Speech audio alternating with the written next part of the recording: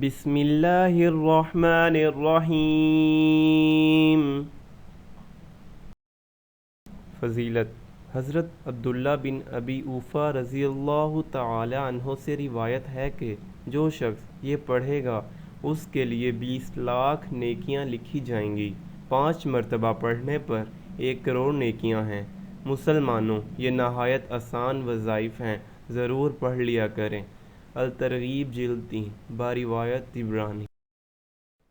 لا الہ الا اللہ وحدہ لا شریک لہ احدا صمدا لم یلد ولم یولد ولم یکن لہ کفوا احد۔